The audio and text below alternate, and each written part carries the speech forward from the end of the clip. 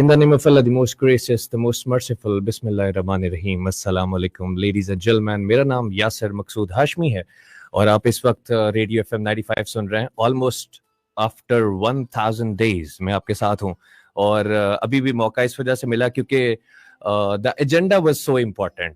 आप हमें इस वक्त सुन रहे हैं रेडियो लाइव FM 95 के थ्रू.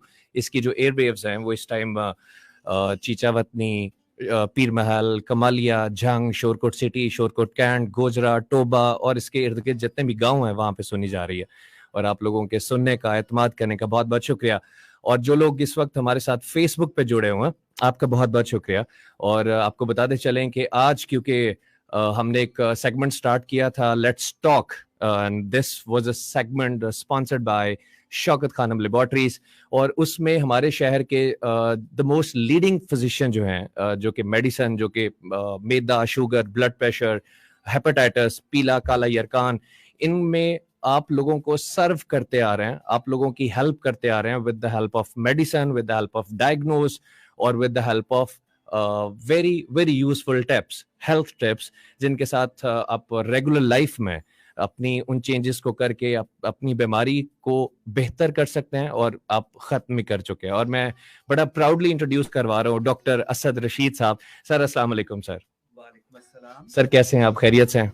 जैसे आपका क्या हाल है? सर बहुत शुक्रिया, अल्हम्दुलिल्लाह. सर आपके कीमती टाइम का बहुत बहुत शुक्रिया. आप क्योंकि जब 6:15 बजे इन्हें मैंने कॉल करा तो उस वक्त अभी इनके पास पेशेंट्स मौजूद थे और क्योंकि बड़ा टाइट स्केड्यूल होता है और उसके बाद आपने हमें टाइम दिया, उसका बहुत बहुत शुक्रिया सर. सर मैं बताता चलूं कि आज हम बात करेंगे क्योंकि आपका इतना टाइट स्केड्यूल होता है. सबसे पहले तो हम आपसे स्टार्ट करते हैं सर, क्योंकि आप माशाल्लाह सालों साल से टोबा में सर्व कर रहे हैं और बहुत सर्व किया आपने अल्हम्दुलिल्लाह. अगर मैं गलत नहीं तो हजारों या एटलीस्ट 1 लाख मरीज से ऊपर आप मरीजों को चेक कर चुके होंगे. सर मुझे ये बताएं, इतनी जो टफ रूटीन है, क्योंकि हमें सुनने वालों में बैंकर्स भी होंगे, टीचर्स भी होंगे और बहुत सारे ऐसे लोग जिनका मॉर्निंग 9 टू लेट नाइट 7-8 बड़ा टाइट स्केड्यूल होता है. सर आप अपनी रूटीन के हिसाब से बाद में कैसी ऐसी एक्टिविटीज को परफॉर्म करते हैं कि सारे दिन की थकन भी उतर जाए, सारा दिन में वो जो बॉडी में अगर कोई थकावट है, बॉडी में अगर कोई इंजरी छोटी मोटी हो जाती है, अगर कोई भूख ऊपर नीचे हो जाती है, बाहर का खाना, तो कैसे रूटीन को बेहतर मैनेज रखते हैं आप? शुक्रिया यासिर आपका. सबसे पहले तो ये है कि हर बंदा जो जिस प्रोफेशन से रिलेटेड होता है जी सर, तो उसमें उसको अपने लाइफस्टाइल को बेहतर करने की चांसेस मिल सकते हैं या वो बना सकता है. कि कोई मैं अगर प्रैक्टिस करता हूँ या फिजिशियन हूँ तो मेरा शेड्यूल डिफरेंट हो, बैंकर्स का डिफरेंट हो सकता है, फार्मर्स का डिफरेंट हो सकता है. तो इसलिए लेकिन चंद एक चीज़ें होती हैं जो सब में कॉमन हो सकती है. ठीक है, उसमें बेहतरी लाके या अपने आपको हैबिट्स को चेंज करके हम एक बेहतर लाइफस्टाइल की तरफ जा सकते हैं. ठीक है, ऑलराइट. अब आपने मुझसे पूछा है कि मेरी लाइफस्टाइल के बारे में, तो ये श्योर है मैं 5 डेज अ वीक काम करता हूँ. 2 दिन मैं नहीं काम करता. वो मेरे मेंटल रिलैक्सेशन के और मेरी फैमिली का टाइम होता है जिसमें मैं उनको ज्यादा सर्व करता हूँ. ठीक है. तो बाकी जो दिन होते हैं उनमें मैं वर्क करता हूँ. Approximately 8 to 10 hours a day में वर्क करता हूँ. तो उसको मैंने ऐसे मैनेज किया होता है कि मैंने अपना खाने पीने का भी एक जो जितना मैं आसानी से उतनी एक्टिविटी के अंदर मैनेज कर लूँ. लाइट सा मेरा ब्रेकफास्ट होता है, दरमियान में मेरा कुछ जो वेजिटेबल्स और प्लस सैलड वगैरह हो गया या फ्रूट्स का होता है. ग्रीन टी थोड़ी होती है, और शाम को मेरा एक खाना होता है, ठीक है। उसके साथ इन दिनों में तो खैर अभी मैंने थोड़ा छोड़ा हुआ है, लेकिन वैसे मेरी रूटीन है होती है कि मैं 30 to 45 minutes a day walk करूं। ऑलराइट, वो मॉर्निंग में कर रहे हैं या नहीं, वो मैं इवनिंग में, मॉर्निंग में इवनिंग में? मुश्किल हो सकता है, मैं हम्म। इतने नहीं कॉप करता, तो मैं वो सोने से पहले वो वॉक करने की कोशिश करता हूँ। लेकिन सर उसमें ये भी है ना, हम लोगों का, मैं एज अ पर्सन जब सारा दिन काम करके जाता हूँ तो मेरे तो टेंट्रम्स ही और हुए होते हैं कि मैं थका हुआ हूँ, अब मैं वॉक कैसे करूँ, मतलब दबा के खाना खाना है और उसके बाद सो जाना है। तो मतलब हमारी जो बासियत कौम एक मिजाज है वो तो इस तरह है। एम्बिशन होता है ना हाँ कि हाँ। हमने कैसा अपने आप को रखना चाहते हैं, हम्म। ठीक है। कुछ दुनिया के लिए भी ज़रूरी होता है, और कुछ अपनी आपको सेटिस्फाइड रखने के लिए भी हम्म। ज़रूरी होता है। अगर हम उनको नहीं पैरामीटर्स को अडॉप्ट करेंगे तो फिर मैं भी मरीज़ बन के किसी क्लिनिक पे चला जाऊँगा। जी। अल्लाह रहमत करे। सर आपने इतना काम किया टोबा में, आपको क्या लगता है, क्योंकि हमारा जो ये वाला एरिया है माना जाता है कि जी हेपेटाइटिस का गढ़ है, तो अच्छा। आपके ख्याल में इसकी सबसे बड़ी वजूहात में से कौन सी वजह है हमारे टोबा में या फैसलाबाद में? ऐसी कौन सी लाइफस्टाइल है जिसको लेकर के हेपेटाइटिस को हम ज्यादा वेलकम करते हैं? मतलब एवरीवन, मतलब एक डाटा मैंने सुना था कि कोई 10 में से 4 लोग अफेक्टेड है हेपेटाइटिस से। जी। तो आपके ख्याल में ऐसी क्या वजूहत है हमारे इस एरिया में, क्योंकि आप फैसलाबाद में भी आपने काम किया जी, हुआ है, जी, जी। टोबा में आपने काम किया हुआ है, और टोबा जी, में आपके पास तकरीबन दूर दूर से मरीज भी आते हैं, तो आपको एक बेहतर मिजाज पता होगा इनका। जी। अब जो ये बीमारियां हो गई हेपेटाइटिस से रिलेटेड प्रॉब्लम्स और दूसरे भी मेडिकल प्रॉब्लम्स, वो यूनिवर्सल ही हैं। हमारे जो एरियाज हैं या हमारे सिटीज हैं, प्रोविंसेस, इन सब में ये इक्वल होता है। बिल्कुल इसको डिफाइन करना तो मुश्किल हो जाता है कि उसमें क्या वजूहात हैं। कुछ चीज़ें कॉमन होती हैं और कुछ हम्म। चीज़ें हमारी लाइल्मी की वजह से वो हमारे जिस्म के अंदर ग्रोथ करती रहती हैं, नशोनुमा पाती रहती हैं, और उसका इजहार हमें उस वक्त होता है जब बहुत ज़्यादा आगे कॉम्प्लिकेशंस डेवलप हो गई होती हैं। हम्म। तो बड़े शहरों में या उसका ये फ़ायदा है कि लोग मुंह में एजुकेशन ज़्यादा है, अवेयरनेस ज़्यादा है, तो वो अपनी हेल्थ केयर के बारे में भी ज़्यादा कॉन्शियस रहते हैं। हम्म। नो डाउट यहाँ पे भी बहुत सारे लोग हैं, ऐसे फैमिलीज ऐसी हैं जो अपना रूटीन चेकअप और अपना प्रॉपर अपने ऊपर तवज्जो देते हैं कि हमें कोई ऐसा मसला ना हो, अगर हो तो वो बर वक्त उसका इलाज हो सके। हम्म। तो वेल इट डिपेंड्स कि कोई ऐसी बात नहीं है, यहाँ पे भी आते हैं। अब हमें ये देखना होता है कि हम पेशेंट्स को गाइड क्या करें। अगर फ़र्ज़ करें एक पेशेंट की एक फैमिली के अंदर किसी को हेपेटाइटिस डायग्नोज़ हो जाता है, तो हम्म। डॉक्टर का फ़र्ज़ बनता है कि उसके बाकी मेंबर्स को भी स्क्रीन करे कि बाकियों में कुछ ऐसे एलिमेंट्स मौजूद तो नहीं है, क्योंकि कुछ चीज़ें एक दूसरे से ट्रांसमिट होने के चांसेस हो सकते हैं। हम्म। सर मेरे ना एक दोस्त हैं, वो नॉर्दर्न एरिया में रहते हैं, मतलब उनका ना एक खास अपना र्यूमर्स है अपने एरिया के कि यार हमारे यहाँ ना वो ड्राई फ्रूट बहुत खाते हैं, तो हम लोगों को ना इस वजह से टाइफाइड बड़ा होता है, मतलब आम लोगों के र्यूमर्स है। तो मैं सोचता था अक्सर कि पता नहीं हमारे एरिया में ऐसा क्या है कि हम लोग हेपेटाइटिस के हवाले से बड़ा हॉट एरिया है। हुँ। तो आपके ख्याल में मतलब कोई खास रूटीन नहीं है टोबा या फैसलाबाद की कि हर तरफ ही मतलब कुछ लापरवाहियां खास किस्म की हैं जिनकी वजह से हेपेटाइटिस बढ़ सकता है? जरूरी नहीं है टोबा फैसलाबाद है या मुल्तान है या लाहौर है या नॉर्दर्न एरियाज है। तो मैं उस लिहाज से आपसे पूछ रहा था। सर आपने एक बात करी है कि अपना रेगुलर हेल्थ चेकअप जो है, तो आपके ख्याल में एक हेल्दी पर्सन को जिसे लग रहा है कि I am fit, I am perfectly fine, I can walk, I can run, I eat well, I sleep well, तो उस केस में भी आप क्या सजेस्ट करते हैं कि डॉक्टर के पास या अपने मॉलेज या कोई भी उनका मॉलेज उनके पास कितनी देर बाद एक रेगुलर विजिट पे जाना चाहिए? ये फार्मूला जो पहले हम कहते होते थे कि इतनी साल के बाद आपको हम्म। रेगुलर चेकअप करवाना चाहिए, ये मेरे ख्याल में अब कोई बहुत ज़्यादा प्रैक्टिकल नहीं है। हम्म। आजकल वो बीमारियां हम यंग्स में भी देख रहे हैं जो 40 इयर्स के बाद आती होती थी, हम्म। हम्म। और वो उनसे लेबल किया जाता था। तो बहुत सारे बच्चों में भी ऐसे प्रॉब्लम्स आ रहे हैं जो आप कह सकते हैं जो पहले बड़ों में ही सिर्फ कंसिडर किए जा सकते थे। ओके। तो ख़ास तौर पे उन फैमिलीज़ को ज़्यादा अपने एहतियात करने की ज़रूरत है, या अपना प्रॉपर चेकअप करवाने की ज़रूरत है जिन फैमिलीज़ में इश्यूज़ ऑलरेडी परसिस्ट कर रहे हैं। हम्म। मिसाल के तौर पे दिल के अमराज अगर किसी के वालदैन में हों, शुगर ब्लड प्रेशर के अमराज हैं, ठीक है, और जिनसी और मारूसी बीमारियाँ कुछ ऐसी होती हैं, तो उसके लिए उनको प्रॉपर अपना चेकअप करवा लेना चाहिए, ताकि बच्चों में भी उसके आसार नज़र तो नहीं आ रहे। ठीक है, अब शुगर की आप हम मिसाल ले लेते हैं, तो हम्म। शुगर मेरे ख्याल में जितनी बड़ों में कॉमन है उतनी तो नहीं, लेकिन बच्चों में भी एक कॉमन बीमारी है। अच्छा। जो प्रेजेंटेशन किसकी, चूंकि हम डील बड़ों से करते हैं तो इतना अवेयर नहीं होते, लेकिन बच्चों में भी ये, आप फैमिलीज को खोलें तो आपको पता चलेगा कुछ ना कुछ इन्वॉल्वमेंट हो रही है बच्चों में भी। तो इस चीज को, अलामात को मद्देनजर रखते हुए फिर उनका प्रॉपर स्क्रीनिंग होनी चाहिए ताकि वक्त पे उसका इलाज शुरू हो सके। ठीक है।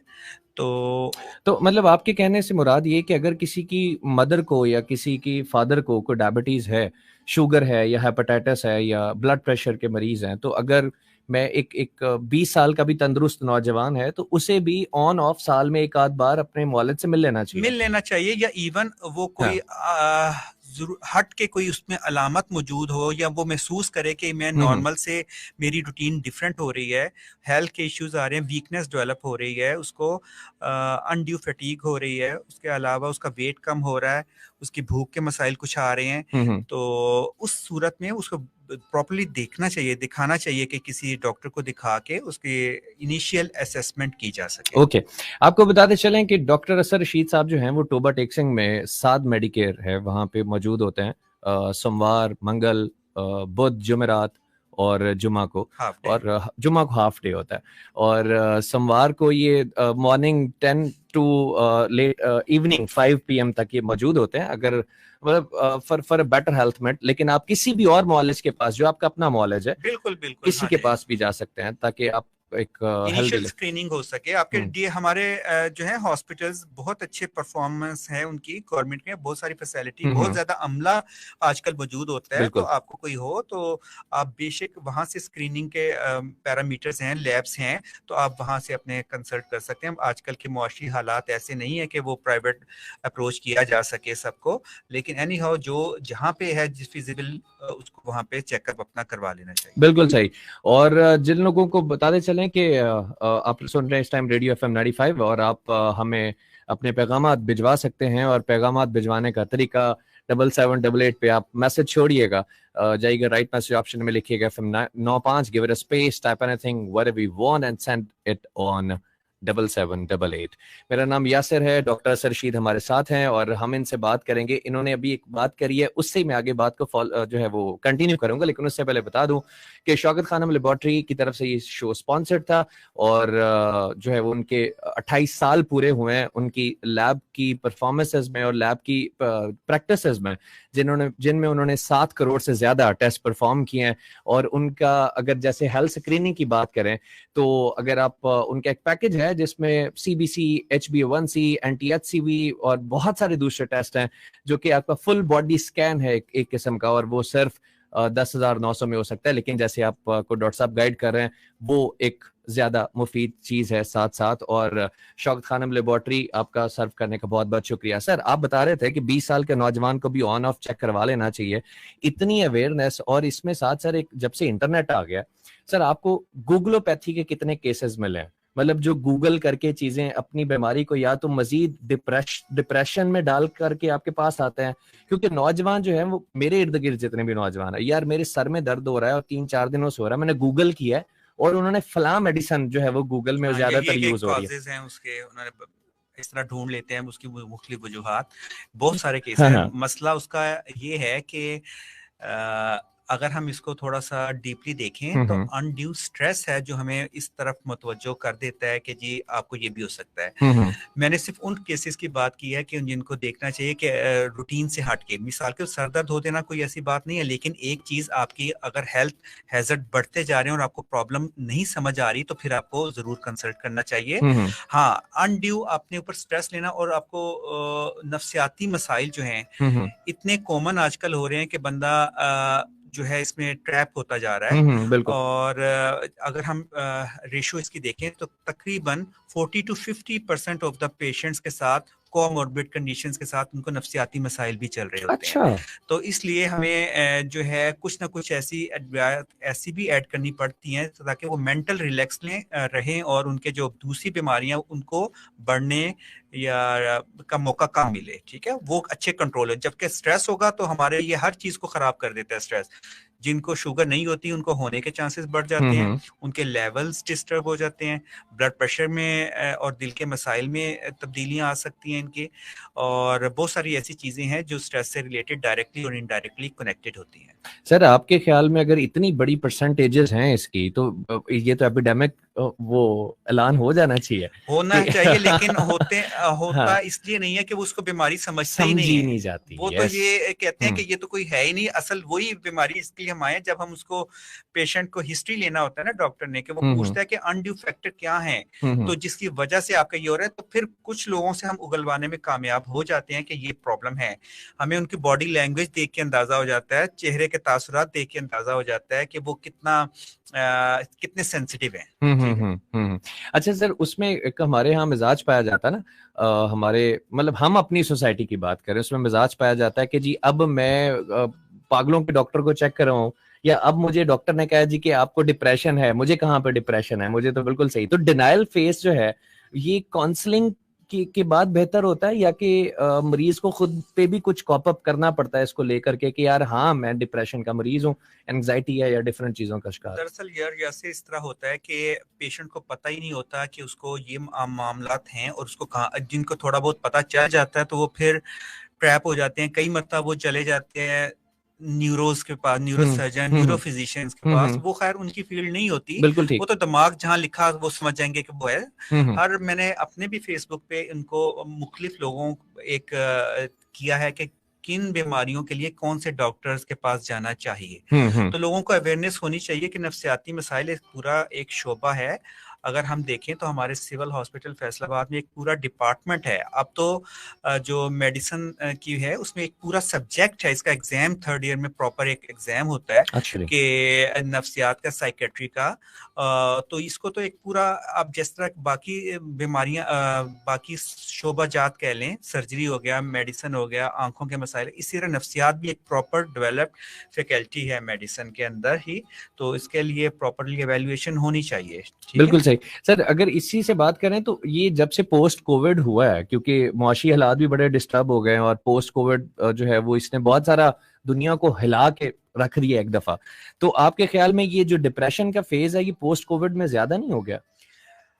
नो डाउट बिल्कुल बढ़ा है इससे, और एग्रीवेटिंग फैक्टर साबित हुआ है। लेकिन उसके बाद से अब तक के मसाइल बढ़ते ही जा रहे हैं। कभी एक प्रॉब्लम निकलता है तो दूसरा आ जाता है। तो लोगों में जो है ना बर्दाश्त की सकत कम हो गई है, ठीक है, और इस वजह से वो फिर ज्यादा ऐसे मसाइल का शिकार हो रहे हैं। इसकी बड़ी वजह ये भी है कि हम अपनी जो है, जो हमारी आप कह लें कि हमारी जो हमारे दिल का, हमारे जो मजहब का ताल्लुक है, हम उससे दूर होते जा रहे हैं। उसकी वजह से भी ये है जो हमें अपने आप को परेशान बहुत ज्यादा तस्वुर करते हैं और बीमारियों में ज्यादा मुब्तला होते जा रहे हैं। बिल्कुल। हम इसी तरफ वापस आएंगे। आप इस वक्त रेडियो 95 FM सुन रहे हैं और फेसबुक पे हमारे साथ जुड़ भी रहे हैं। आपका बहुत बहुत शुक्रिया, थैंक यू वेरी मच। और हकीम मोहम्मद एजाज साहब, आपका बहुत बहुत शुक्रिया, थैंक यू वेरी मच। अच्छा जी, आपको बताएं कि this show was sponsored by and is sponsored by Shaukat Khanum laboratories, जिनकी जनरल हेल्थ स्क्रीनिंग जो है वो पहले 14,000 की थी और अब 10,900 की है। और इनके साथ 28 साल पूरे हुए हैं, जिनके बाद इन्होंने कुछ 7 करोड़ से ज्यादा जो है वो टेस्ट परफॉर्म किए। एंड ये शौकत खानम लेबोरेटरीज तमाम डॉक्टर्स और तमाम जो लोग इन पे एतमाद करते हैं उनका शुक्रिया अदा कर रहे हैं, इंक्लूडिंग डॉक्टर असद साहब आपका शुक्रिया अदा कर रहे हैं। आपको बताएं अभी सर, आप क्योंकि हम डिप्रेशन की भी बात कर रहे थे, सोशल मीडिया के यूज की भी बात कर रहे थे, आप सब लोगों की एक इंटरेस्टिंग चीज बताता हूँ। कितनी टफ रूटीन के बावजूद डॉक्टर असद साहब का एक अपना यूट्यूब चैनल और सोशल मीडिया प्लेटफॉर्म है, जिसके थ्रू ये बहुत जबरदस्त कंटेंट जो है वो थ्रो करते हैं। सर आपका वैसे क्या इतनी टफ रूटीन के बाद कैसे इरादा बना अपने सोशल प्लेटफॉर्म्स खड़े करने का, और उनका मकासद क्या है आपके लिहाज से? और मैं प्लेटफॉर्म्स के नाम बता दूं जी, उसमें है health and happiness with doctor Asad ji. Sir दरअसल हमेशा से ही दिल चाहता होता है कि कोई ऐसी बात करे कि जो दूसरों के लिए फायदेमंद साबित हो सके, ठीक है, लेकिन उसके इजहार का तरीका, या आप कह लें लेजीनेस, कि हम उस पर तवज्जो नहीं देते थे, ना टाइम इतना होता था। टाइम तो निकालना पड़ता है चीज के लिए। फिर मैं एक कॉन्फ्रेंस में गया था, मेरी डॉक्टर अफान कैसर से मुलाकात हुई। ये बड़े तो मैंने, आइकॉनिक बंदे हैं। हाँ, हाँ वो हाँ। मुझे फिर जो है ना, मैंने देखा कि वो कैसे छोटे छोटे इवेंट्स को कैप्चर करते हैं, हम्म अपने ख्यालात का इजहार करते हैं हम्म। और अपने जो लोगों से कनेक्ट रहते हैं। जी तो जी। मुझे वो एक कह लें कि एक पॉइंट था जिसमें मैंने कहा कि हाँ, इसके बाद जाके मैं भी ना करता हूँ इसको, हम्म। उसको अपने, चलो कुछ ना कुछ मेरी बात भी किसी तक पहुंचे, कोई फायदामंद हो सके किसी को। बिल्कुल अ, सही। जी। तो उस पे कौन कौन से सेगमेंट से किस किस तरह की चीजें आप कवर करते हैं? मैं हेल्थ एंड हैप्पीनेस, उसमें सिर्फ आप बीमारियों के हवाले से नहीं बात नहीं, कर रहे इसमें हैं? ऐसी बात नहीं है। इसमें मेरे पर्सनल व्लॉग्स भी होते हैं जिसमें मैंने सारा अपना लाइफस्टाइल बयान किया होता है। मैंने अपने शौक को मद्देनजर रखते हुए जो मेरी हम्म हॉबीज हैं हम्म। उनके ऊपर वर्कअप किया होता है। और उसके अलावा जो है, आप हैरान होंगे कि मुझे है, मेरे पास पोइट्री का सेक्शन है जो मैं खुद भी करता रहूं, अभी तो नहीं करता। माशाल्लाह। तो हाँ हाँ। उसके अलावा पेट्स हैं मेरे पास, हम्म परिंदे माशाल्लाह काफी हैं, उनको भी मैं देखता हूँ, जाके खुद देखता हूँ, मुझे उससे बड़ी सेटिस्फेक्शन महसूस होती है। हम्म तो और इसके अलावा प्लांटेशन का है हम्म। और इवन पेंटिंग का भी है, लेकिन वेल इन सबको इकट्ठा टाइम तो नहीं दे सकते, बारी बारी जब हाँ दिल हाँ करे हाँ। तो उसमें हम एग्जैक्टली लेंगे। एग्जैक्टली। अच्छा सर, क्योंकि हमने अक्सर देखा है, आपने तो बहुत ज्यादा इस चीज को देखा होगा कि आपके पास अक्सर पेशेंट्स उस वक्त पहुंचते हैं जब वो पेशेंट या तो ट्रॉली पे आता है, मतलब हाँ, बेड बिल्कुल रिटर्न हुआ बिल्कुल होता है, या एम्बुलेंस पे आता है, और वो आके कहते हैं जी पहले तो पता ही नहीं चला, तो आज हमें पता चला जी कि ये मसला हो गया, या अचानक बेहोश हो गया, या फलां हो गया, या आप जब डायग्नोज करते हैं तो बीमारी का लेवल बहुत बढ़ चुका होता है। जी। वो चाहे लिवर के हवाले से कोई बीमारी हो, या आप बेहतर समझते हैं दिल के हवाले से बीमारी हो, या किसी और हवाले से, तो आप क्या सजेशंस देंगे? कौन सी ऐसी सिम्टम्स हैं जिनको लाइट नहीं लेना चाहिए? जैसे सर दर्द है, हम लाइट ले लेते हैं, उसके अगेंस्ट कोई दवा खा ली सर दर्द की तो वो थोड़ा बेहतर हो जाता है। तो आपके ख्याल से ऐसी कौन सी सिम्टम्स हैं या किसी खास बीमारी के हवाले से कि इनको इग्नोर नहीं करना चाहिए, एट एनी कॉस्ट आपको डॉक्टर के पास जाना चाहिए? अच्छा, ये तो खैर मैं इसका भी जवाब देता हूँ, लेकिन पहले जो आपने बात की कि मरीज आते हैं इतना डिसेबिलिटी के साथ आते हैं हम्म। और उनका फिर इलाज शुरू होता है, वो फिर रिकवर भी बहुत सारे पेशेंट हो जाते हैं। अल्हम्दुलिल्लाह। अल्हम्दुलिल्लाह, वो इस काबिल हो जाते हैं कि अपने वो लाइफस्टाइल, फिर वो क्या करते हैं कि वो पर्ची घुमा देते हैं, वो हम्म। प्रिस्क्रिप्शन ही घुमा देते हैं डॉक्टर की, कि वो खाते हैं और हुण सही हो गया तो दोबारा हाँ नहीं लेनी हाँ दवाई हाँ। या किंदा। फिर वो ज्यादा ट्रबल का शिकार होते हैं। हम्म हालांकि मैंने भी और बहुत सारे ऐसे होते हैं कि हमने उनको नॉमिनेट, उनके अटेंडेंट्स को समझाया होता है कि ये रेगुलर चलने वाली दवाइयां हैं हम्म। और ये बवक्ते जरूरत वाली दवाइयां हैं और ये बंद होने वाली दवाइयां हैं, ठीक ठीक है है। ठीक है। तो उनको प्रॉपर फॉलो अप जो है एक बहुत बड़ी बात और जरूरत की बात बन जाती है बिल्कुल ठीक सर। खास पेशेंट्स के लिए, बिल्कुल ठीक सर। ठीक है। तो अब जहां तक अलामात का मसला है, अलामात मुख्तलिफ किस्म की प्रेजेंटेशन मुख्तलिफ बीमारी में होती है। तो अब ये कहा नहीं जा सकता कि मरीज को कौन सी अलामत आएगी। अगर तो सिंपल हेडेक से शुरू करते हैं, अगर हेडेक हो रहा है तो ठीक है, नो डाउट, अगर हेडेक हुआ है वक्ती तौर पे आपने कोई पेन किलर किया, ठीक हो गया, सबसाइड हो गया, फिर महीने बाद हो गया, इट्स ओके, ठीक है। अगर सर दर्द के साथ ही आपको खुदा ना खास्ता कोई आंखों की बिनाई का मसला शुरू हो जाता है, आपको दौरों या झटके, बीच में मिर्गी की कोई झटका ऐसा लग जाता है, आप गिर जाते हैं, और या आपको कोई और वीकनेस शुरू हो जाती है, तो फिर उसको नजरअंदाज करने की कभी भी जरूरत नहीं है, ठीक है। वो फिर ठीक है इमरजेंसी में आ जाता है ठीक है। फिर हुआ।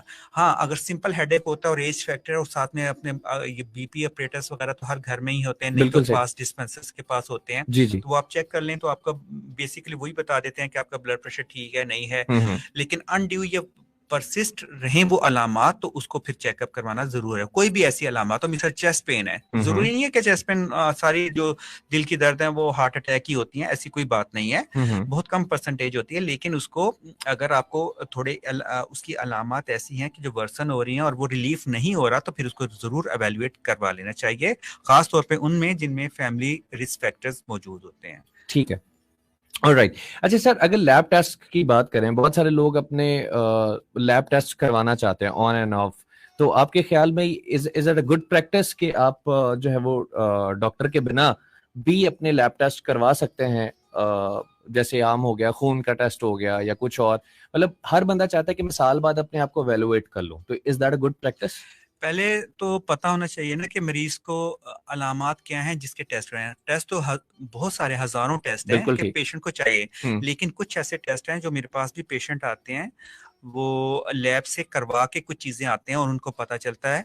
मिसाल के तौर पे उसमें हेपेटाइटिस बी, सी, ब्लड शुगर लेवल्स, कोलेस्ट्रॉल के लेवल, यूरिक एसिड लेवल्स और बाकी जो है इस तरह की मेन जो सीबीसी वगैरह होते हैं वो टेस्ट करवा के ही आमतौर पे पेशेंट आ जाते हैं। ठीक है। तो उसमें वो उनको पता चल जाता है कि जी मुझे ये मसला है या नहीं। वो एक अपनी सर ये बेसलाइन टेस्ट है, वो कोई खास नहीं है कि किसी में करवानी है। अगर किसी को थोड़ा शक है तो अगर इसमें शुगर चेक करवा ली है, उसमें कोई ऐसी बात नहीं है कि कोलेस्ट्रॉल अपना चेक करवा लिया, साल भी एक दफा रूटीन में चेक करवा लिया, तो कोई इसमें ऐसी बात नहीं है। मतलब करवाए जा सकते हैं। हाँ, करवाए जा सकते हैं और डॉक्टर के मशवरे के बगैर भी करवाया जा सकता है। बिल्कुल, अगर वो समझता है उसकी सेटिस्फाई, पेशेंट की सेटिस्फेक्शन ही उस वक्त होगी जब वो उससे गुजर जाएगा, उसे कहेगा हाँ मुझे पता चल गया, मेरे ठीक है, it's okay, then fine. Alright. अच्छा सर, आपके ख्याल में हमारे एक मिजाज बना हुआ है कि टीका लाओ जी, मतलब मरीज को कुछ हो गया टीका लाओ जी। आपके ख्याल में ये जो खुद से डिमांड करना और डॉक्टर के सामने डिमांड रखना कि जी मतलब टैबलेट्स की बजाय आप टीका लाओ जी, आपके ख्याल में आप कितना फेस करते हैं इस चीज को और ये कितना खतरनाक चीज है? जी, मेरे पास तो मैंने उनका ये एक आप कह लें कि कैटेगरीज रखी हुई हैं, किसको इंजेक्टेबल ट्रीटमेंट की जरूरत है या किसको ओरल ट्रीटमेंट की। जब तक इंडिकेटेड नहीं होता अनड्यू नहीं लगाए जाते और मैं इनकार कर देता हूँ, ठीक है। लेकिन ये है कि बहुत सारी क्वैकरी प्रैक्टिसेस हैं और बहुत सारे लोग हैं जो आम टीके लगवा लेते हैं। अब वो किस मकसद के लिए लगाते हैं, कौन सा इंजेक्शन लगाते हैं, उसमें सिरिंज कैसी इस्तेमाल करते हैं, ठीक है, और उसके साइड इफेक्ट्स क्या होते हैं, ये पता हो तो कोई लगवाए ना। वो बहुत आप लगवा लेंगे तो उसके फिर बाद में जो नुकसान आते हैं वो फिर ज्यादा कॉम्प्लिकेशन का शिकार या मरीज को ज्यादा नुकसान भी हो सकता है। उसको वक्ती तौर पे तो फायदा हो जाएगा, उसको कोई पेन किलर लगाया तो पेन ठीक हो जाएगी, लेकिन ये इतना इंसान के अंदर बुर्दबारी या इतना स्टेमिना होना चाहिए कि वो थोड़ी चीज को बर्दाश्त करे। हाँ, उसको अगर नहीं रिलीफ होता तो फिर उसकी तरफ जा सकते हैं। बिल्कुल ठीक। मेरे साथ ना सर एक दोस्त बैठे थे, खैर को 50 से ऊपर उनकी एज थी, वो चाय शाय पी रहे थे हम इकट्ठे। उसके बाद 10 मिनट बाद मैं एक हॉस्पिटल गया तो वहां पे वो ड्रिप लगवा के बैठे हुए। मैंने कहा क्या हो गया भाईजान? कहते यार मैं 3 महीने बाद ना ड्रिप लगवाना होना। मैंने कहा क्यों? कहते यार बस मुझे बेहतर फील होता है। तो आई थिंक आपके मुताबिक यहाँ पे दोबारा वो साइकेट्रिक इश्यूज आ जाते हैं कि उनको मेंटल सेटिस्फैक्शन साइकोथेरेपी की जरूरत है कि वो उस पर एक साइकेट्रिस्ट होता है, एक साइकोलॉजिस्ट होता है, ठीक है। साइकेट्रिस्ट तो वो होता है जो मेडिसिन को आपके एलिमेंट जो नफ्सियाती मसाइल हैं उनके लिए ड्रग्स प्रिस्क्राइब करता है, लिखने का अहल होता है। जो साइकोलॉजिस्ट होता है वो आपका दोस्त होता है, आपने उससे बात करके ही अपने सारे गम गलत करने होते हैं। बिल्कुल ठीक, बिल्कुल ठीक। सर एक छोटी सी ब्रेक लेते हैं, इस ब्रेक के बाद वापस लौटेंगे। आप रेडियो 95 एफएम सुन रहे हैं और मेरा नाम यासिर है और हमारे आज मुअज़्ज़ज़ मेहमान डॉक्टर असद रशीद साहब है। A beautiful song for all those people right over there, it's 95 FM.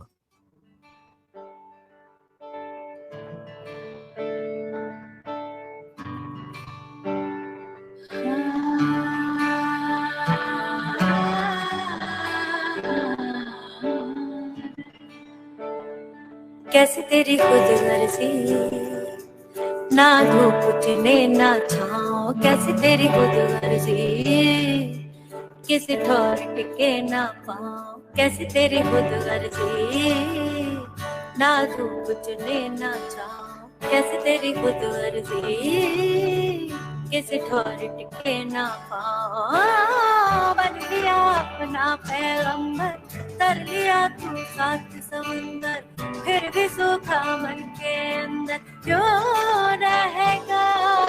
फकीरा मान जा, रे फकीरा मान जा, आजा तुझको पुकारे तेरी परछाइयाँ, रे कबीरा मान जा, रे फकीरा मान जा। कैसा तू है मेरे मोही, कैसा हर जाइया,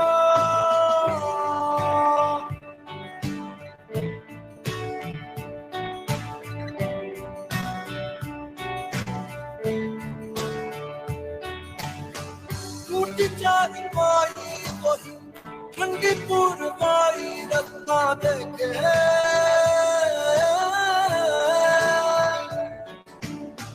दूधों की मलाई वही मिट्टी की सुराही रास्ता देखे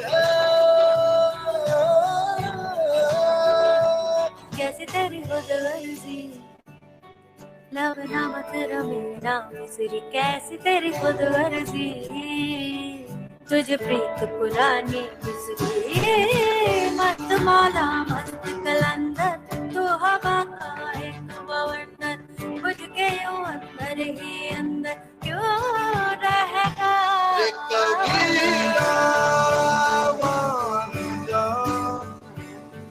फकीरा मान जा तुझको पुकारे तेरी परछाइयाँ कबीरा मान जा फकीरा मान जा कैसा गले मोही कैसा हर जाइया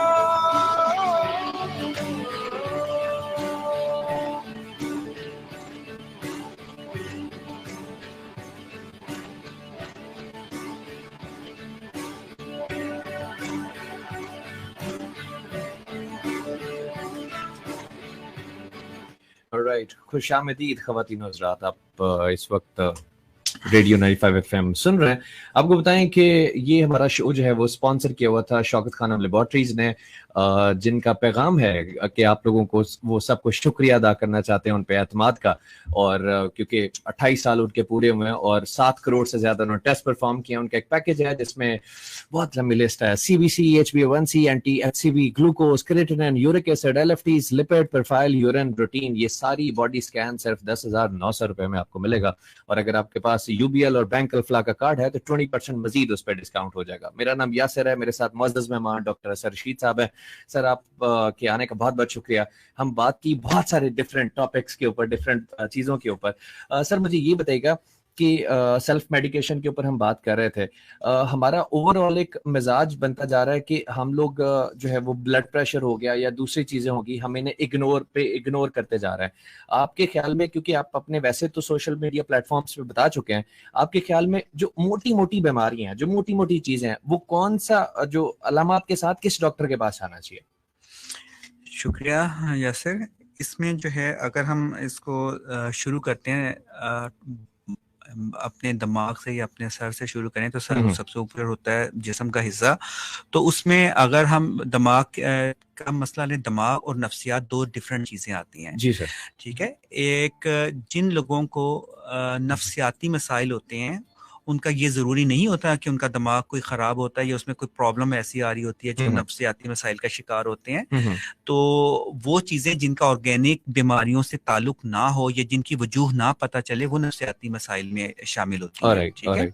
उनके लिए हमारे पास साइकेट्रिस्ट और साइकोलॉजिस्ट मौजूद होते हैं जो उनको एवेल्युएट कर सकते हैं। इवन हम लोगों ने मेडिकल स्पेशलिस्ट या मेडिकल फील्ड से रिलेटेड लोगों ने भी हमने उसमें सेशन ट्रेनिंग्स की होती हैं, रोटेशंस की होती हैं, ताकि पता होता है कि बेसिक एलिमेंट्स क्या हैं और उनको कैसे आगे फॉरवर्ड करना है या उसको खुद देखना है, तो हमें इतना इल्म होता है। दूसरी आ जाती है बात के जब जहन की और दिमाग की बात करते हैं तो न्यूरोलॉजी एक सेक्शन है। न्यूरोलॉजी सेक्शन उनको डील करता है जो मिसाल के तौर पर आपको कुछ ऐसी बीमारियां होती हैं जिसमें मिर्गी हो गई, जिसमें हाथ पाँव का आप कह लें कि कमजोरी यकमुश्त आ जाए, उसमें जलन हो जाए, हाथ पाँव की जलन और न्यूरोपैथिक प्रॉब्लम्स के साथ पेशेंट आ जाता है। ठीक है। और गर्दन तोड़ बुखार है, ब्रेन के इन्फेक्शंस हैं, ब्रेन में कोई और प्रॉब्लम आ जाती है, तो उसलिए इनको ट्रीट किया जा सकता है न्यूरो फिजिशियन को दिखाते हुए। अब हम इसी तरह न्यूरो सर्जन का इसमें इसी आपको डिस्कशन में बता दें कि न्यूरो सर्जन का कहाँ रोल होता है। न्यूरो सर्जन बेसिकली ऐसे दिमाग और हराम मगज की बीमारियां जिनको ऑपरेशन के जरिए ठीक किया जाए, वहां पे रोल न्यूरो सर्जन का आता है। जी ठीक है। ये मिसाल के तौर पे दिमाग के ट्यूमर्स या रसौलियां ठीक है। इसी तरह हराम मगज का में मसाइल पैदा होना या उसका पिचक जाना या एक्सीडेंट्स के बाद उसके प्रॉब्लम्स आ जाना, ये सारी बीमारियां जो हैं, या खून का लोथड़े का जम जाना किसी हिस्से में, तो वो में हमें ज़रूरत पड़ती है न्यूरो सर्जन से एवेल्युएट करवाने की। जी ठीक है। तो एक तो एग्जांपल मैंने आपको एक सर से ही आपको दे दी कि 3 हिस्सों में इसको डिवाइड कर दिया हमने। इसी तरह अगर हम जाते हैं जोड़ों के अमराज की तरफ जाते हैं, तो इसमें भी लोगों में बहुत इब्हाम पाया जाता है कि लोगों को पता नहीं होता कि उन्होंने कहाँ जाना है। बिल्कुल ठीक। अगर तो जोड़ों का मसाइल, जोड़ों के दर्दों के मसाइल आते हैं, ठीक है, और वो स्पेसिफिकली कुछ बीमारियों से रिलेटेड होते हैं, जिसे हम अपनी ज़ुबान में एसएलई, रूमाटाइड या गैंठिया कहते हैं, और बीमारियां होती हैं गाउट की बीमारी, ये चीज़ डील करते हैं रिमोटोलॉजिस्ट, ठीक है। इन्होंने मेडिसिन में भी काम किया होता है और इनका ताल्लुक जो हड्डियों के जोड़ों से रिलेटेड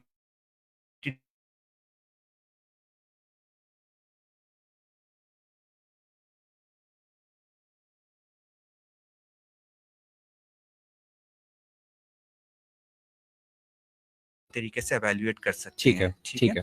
सेकंड आ जाता है कि ऑर्थोपेडिक। अब हड्डियों से रिलेटेड एक दूसरा शोबा आ जाता है ऑर्थोपेडिक। अब ये मरीज उनके पास जाएंगे, शायद डॉक्टर देख तो ले, लेकिन मेरे ख्याल में वो इतना अच्छे तरीके से नहीं देख पाएगा। ऑर्थोपेडिक में उन लोगों को जाना चाहिए, उन मरीजों को वहां पे जाना चाहिए जिनको इसी तरह सर्जरी से रिलेटेड जोड़ों के मसाइल हों, हड्डियों के मसाइल हों, फ्रैक्चर हो जाते हैं, जॉइंट डिस्प्लेसमेंट्स हो जाती हैं, कोई एक्सीडेंट्स के बाद के प्रॉब्लम जो आ जाते हैं, और इन तरह की बीमारियों के लिए वो हड्डियों से रिलेटेड डॉक्टर साहब या ऑर्थोपेडिक सर्जन्स को दिखाना पड़ता है। तो लोगों को यानी कि ये इल्म होना चाहिए कि मुझे अकेला कोई सर्जरी से रिलेटेड प्रॉब्लम हो तो हम सर्जन के पास जाएंगे जिसको ऑर्थोपेडिक सर्जन कहता है, और आम जोड़ों के अमराज हैं तो रिमेटोलॉजिस्ट या मेडिकल स्पेशलिस्ट के पास जाना चाहिए। बिल्कुल ठीक, बिल्कुल। तो एक दो एग्जाम्पल है। तो इसके तरह ही मुख्तलिफ और हैं जो मसाइल देखे जा सकते हैं और लोगों को गाइड किया। अगर किसी को कुछ भी समझ नहीं आता, एक अपने जीपी से पूछ लें, अपने जो डॉक्टर के, हमें इस बीमारी के लिए किसके पास जाना चाहिए। जी ठीक है। और दूसरे हाथ पे ये है कि अगर आप को मजीद समझना है तो डॉक्टर साहब के सोशल मीडिया प्लेटफॉर्म्स पे, हाँ जी, आजकल बिल्कुल मौजूद है, बिल्कुल मौजूद है, आप वहां पे जाके देख सकते हैं। अच्छा सर, क्योंकि हमारे पास टाइम की भी शॉर्टेज है, आपसे गपशप का इतना मजा आ रहा है, और अभी क्योंकि हम बहुत लंबा और बहुत ज्यादा सीख सकते हैं आपसे, लेकिन क्योंकि हमारे पास टाइम की बहुत किल्लत है, तो आपको पैगाम देना चाहें सुनने वालों को, देखने वालों को। यंगस्टर्स और अपने बड़े लोगों के लिए है कि अपने बच्चों की तरबियत अच्छे तरीके से करें, उन पे नजर रखें, उनसे मोहब्बत का इजहार करें और उनको प्रॉपर टाइम दें। ठीक है, उनको सही अच्छाई और बुराई की तमीज सिखाएं। अगर हम अपने लौटते हैं अपनी इबादत की तरफ, नमाज पढ़ते हैं, ठीक है, हम अपने जहन को, और पता होता है जो हमारे फ़राइज़ हैं, हम उनको फ़राइज़ और हक दोनों को अदा करें। आप बहुत सारी बीमारियों से रह सकते हैं, मेंटल सेटिस्फेक्शन हासिल कर सकते हैं। ठीक है, और जो हमारे कवानीन, हमारे मुआशरे में कवानीन बने हुए हैं, उन पे अमल करें। आपको डिसिप्लिन आना चाहिए कि आप एक अच्छे मुआशरे को कैसे तश्कील दे सकते हैं। ठीक है, मैं बहुत जिस भी सड़क पे जाता हूँ, मुझे वहाँ पे कोई लेन की परवाह कर किए बगैर लोग जो अच्छे पढ़े लिखे लोग हैं, जो जिनके पास गाड़ियाँ, वो भी ऑपोजिट साइड से आ रहे होते हैं। मुझे बड़ा अफसोस होता है कि ये कितनी की बचत कर लेंगे, ये कितना टाइम बचा लेंगे। अगर यही एक्सीडेंट हो गया तो वो कहाँ पे जाएगी बात उनकी। ठीक है, तो अवेयरनेस दें और बताएं कि क्या है, और अपनी समझ से देखें कि मेरे लिए क्या बेहतर है, मैं क्या करना है, मैंने मुआशरे को सही करना है, ये मुआशरे ने मुझे सही करना है। बिल्कुल ठीक है। तो इन पे भी तवज्जो दें। हेल्थ तो आ जाती है साथ के साथ, उसके ऊपर जरूर अपना ख्याल रखें, अपने लाइफस्टाइल को बेहतर तौर पे गुजारने की कोशिश करें। बिल्कुल सही। अच्छा सर, क्योंकि आपका पैगाम था और आप एज अ डॉक्टर कोई हेल्थ के हवाले से कोई पैगाम देना चाहें? हेल्थ जैसे जंक फूड का आजकल बहुत ज्यादा यूज हो गया है, और अब तो घरों में पहुंचा देते हैं सर विदिन 10 मिनट्स, और ना पहुंचे 11वें मिनट फ्री। तो आपका क्या ख्याल है जंक फूड? वो हमारे एक पड़ोसी का बच्चा जो है ना, वो माँ ने शायद मना किया हो, तो ऊपर से रस्सी फेंक के अपने कमरे में मंगवा रहा था फूड पांडा, तो हमने कैमरे में कैच हो गया, तो हमने बाद में उनकी वालदा को सेंड की कि ये भी होता है। तो ये देखें, आप बच्चों पे बहुत पाबंदी ना लगाएं, उनको कभी इजाजत दें, लेकिन लिमिटेड और अच्छे मेयार के जो चीजें हैं उनको इस्तेमाल करने की इजाजत दें। तो आउटिंग पे जाएं, लेकिन मना नहीं है, लेकिन ये है कि उसकी आदत ना बना लें कि हमने वही खाना है और उसके अलावा कुछ खाना नहीं है। तो ये अच्छी बात नहीं होगी।